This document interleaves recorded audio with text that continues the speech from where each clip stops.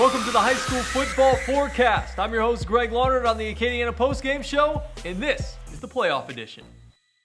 All right, before we talk about the playoff matchups that are to come this week, let's take a quick look back at Week 10, and we'll give you our player of the week from last week. We look to Catholic High, New Iberia senior running back, Trey Henry. Henry was incredible in their win over Franklin. He had 20 carries for 184 yards. And not one, not two, not three, not four, but 5 touchdowns in their win. And with the win, it gave the Panthers their 7th straight victory and their 3rd district title. All right, let's take a look at our playoff matchups for this week in high school football. We start with Kaplan, the number 15 seed, versus the number 18 seed, Bossier. That's in the Class 3A playoffs. Kaplan finished the season 6-4, while Bossier was 7-3, yet Kaplan has the higher seed based on the tougher strength of schedule.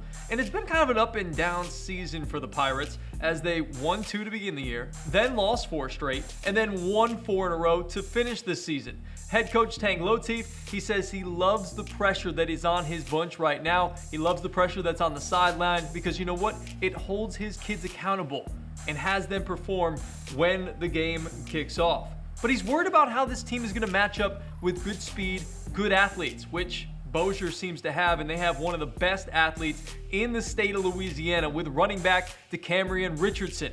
He's got offers currently right now from UL, Houston, and Tennessee. And you look at this Bossier team as a group, offense, no problem, 37 points per game. And defense, they've been pretty good as well, 25 points per game allowed. So it should be a good matchup in Class 3A. All right, the second matchup that we're looking for this week in the high school football playoffs, it's number 7 Church Point versus number 26 Frederick A. Douglas High. The Bears, they're 7-2. Frederick Douglass, they're 5-4 coming into the playoffs. Do you know what I love? A team with a chip on their shoulder and a team that's hot heading into the playoffs. And that's what Church Point is heading into these playoffs. They've won 7 straight games in a row. 2 losses to open the season against Notre Dame and Southside, both very good teams, both playoff teams. And like I said, 7 straight wins in a row to head into the playoffs. The Church Point Bears are in a good way heading into the right time of the season. On the other side, Frederick Douglass. They've won 3 of their last 4 games, so don't count them out just yet. They're a little bit of a hot team heading into the postseason as well. Their offense has been good this season, 30 points per game. And then their defense has been pretty stout as well, only allowing 23 points per game. Bears can't sleep on this number 26 team. It's going to be a fight in this one, and I wouldn't be surprised if it was a close game heading into the 4th quarter. Our final game that I'm looking at this week in round 1 of the high school football playoffs, it's our game of the week, and you can hear it on News Talk 96.5 KPEL. It's the Teurlings Rebels, the 7th seed in the Division II playoffs, going up against the 10 seed in Parkview Baptist. Teurlings finished the season 6-4. Parkview finished 5-5. It's kind of interesting because it's a rematch of round 1 that we saw last year between these two teams, but the seedings is reversed. Parkview was home last year. They were the 7th seed.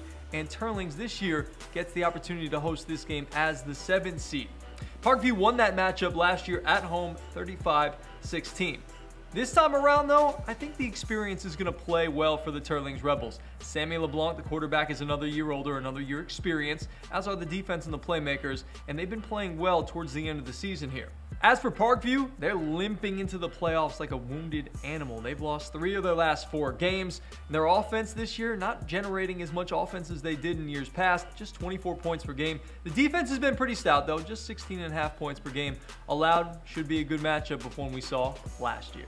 All right, that's going to do it for round 1 of the high school football playoffs and the high school football forecast here on the Acadiana Postgame Show. I'm your host, Greg Larnard.